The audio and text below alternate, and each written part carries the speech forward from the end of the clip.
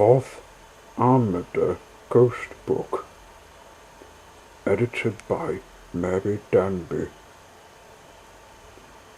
read by the new storyteller.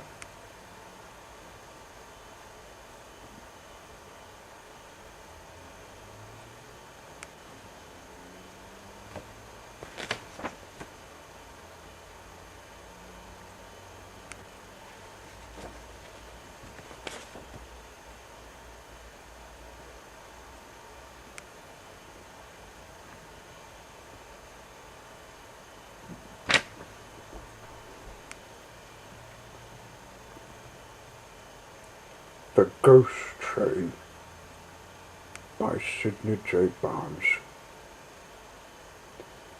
Billy Trent ran down the lane towards the common, sandy hair poking like straws from under school cap, eyes gleaming with excitement. The common blazed with coloured lights, postbox red and dandelion yellow and neon blue. The evening air throbbed with the sound of fairground music and his pulse-beating rhythm. He reached the entrance and passed beneath the banner that read, "Biggest Travelling Fair in Britain."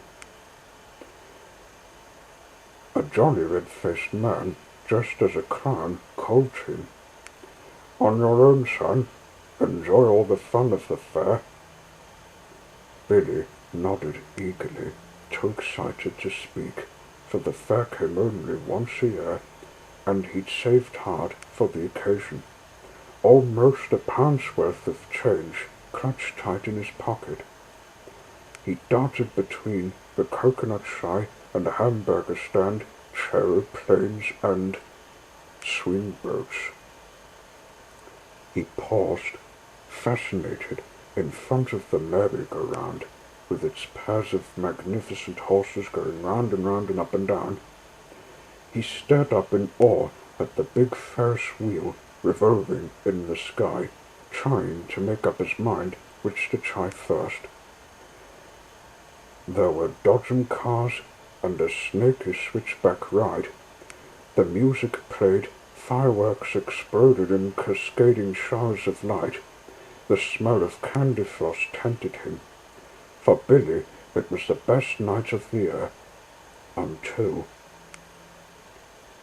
in a shadowy, empty space behind the fortune-teller's tent, he found himself between two youths, dressed in jeans and leather jackets studded with stars.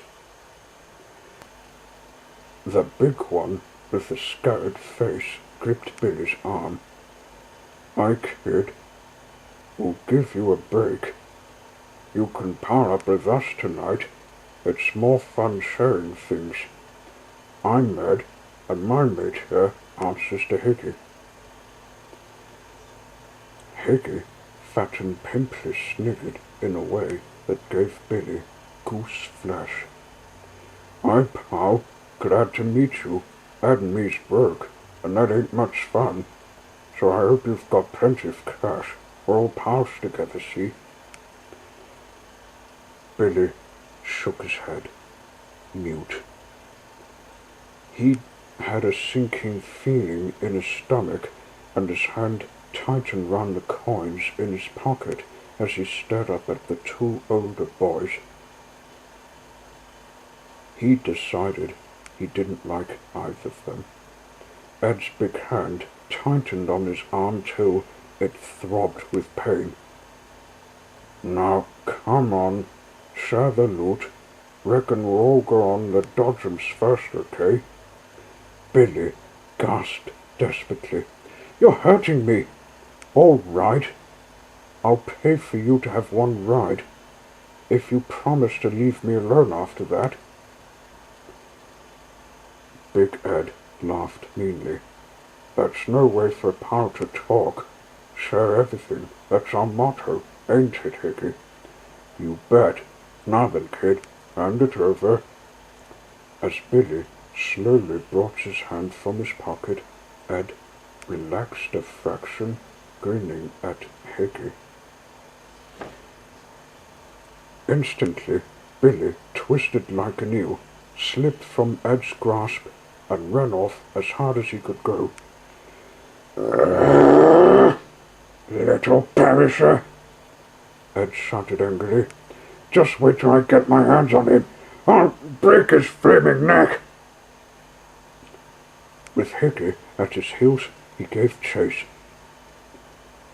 Billy pushed his way into the fairground crowd, panting, looking for someone, anyone he knew. But they were all strangers, intent on enjoying themselves and oblivious to his trouble. The music blared loudly, and bright-colored lights flashed. Billy glanced back. The two youths were still after him, and Ed's scabbard face looked savage. He ran behind a wooden hoarding and found himself trapped between a wall of death and the switchback ride. It was dark, and he could see no way out. The roar of motorcycle engines was deafening. Even if he shouted, no one would hear. He hunted for somewhere to hide as Ed and Hickey turned the corner and spotted him. Dim blue lights spelled out, "Ghost Train." Billy could just make out the shape of a miniature steam engine with 6 open cabbages in the gloom. The cabbages were empty.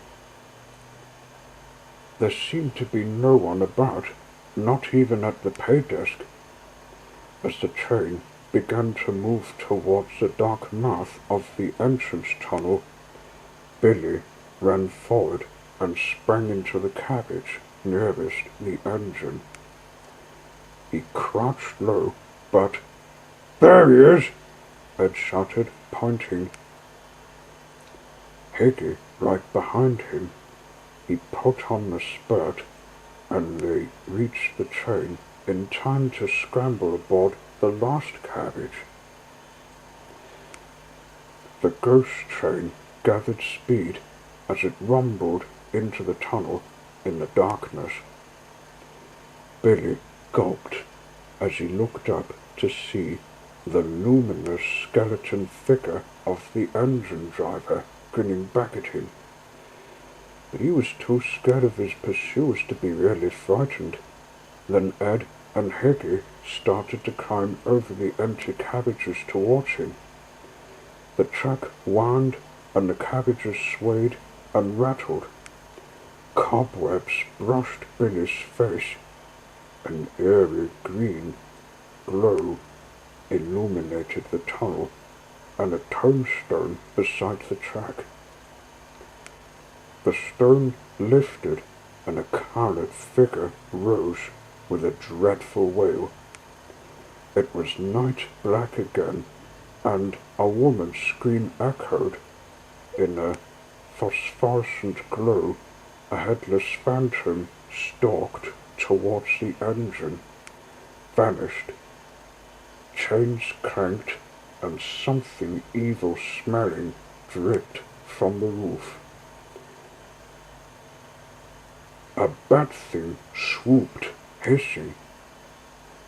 The dark came again, then a lightning flashed, revealed a fanged monster. The train rattled on through the blackness. A red glow from a fire showed 3 witches stooped over a cauldron. As the train passed, the nurse lifted her death's head and cackled with laughter. Suddenly, Billy was aware that the 2 bullies were no longer interested in him. The skeleton driver of the ghost train had left his engine and was moving steadily along the cabbages towards them. Ed's face had lost its savage look. Hickey's eyes no longer gleamed with malice. As a bony arm extended, skeletal finger pointing, They backed away. Empty eye sockets stared sightlessly at them. Jaws gaped in a toothless snarl. A horror voice intoned, "Beware!" And scared stiff, Ed and Higgy scrambled back to the last carriage.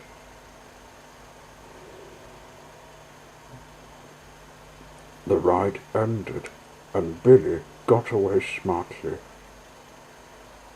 As he mingled with the crowd, he saw Ed and Higgy, their faces white as chalk, hurrying towards the exit. They'd had enough. Billy looked again for the ghost train, but he could not find it now. Left alone, he enjoyed all the fun of the fair. He went on one ride after another until he'd spent his money. He was very happy as he turned to head home.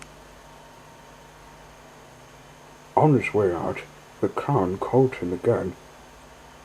"What did you like best, son?"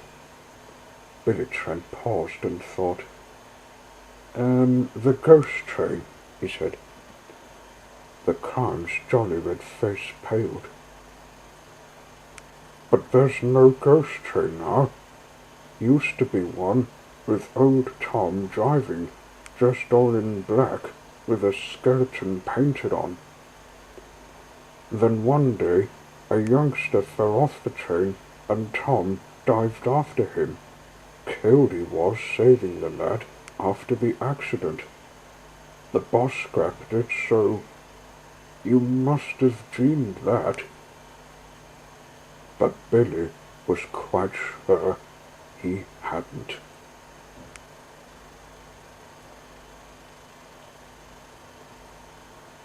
The end.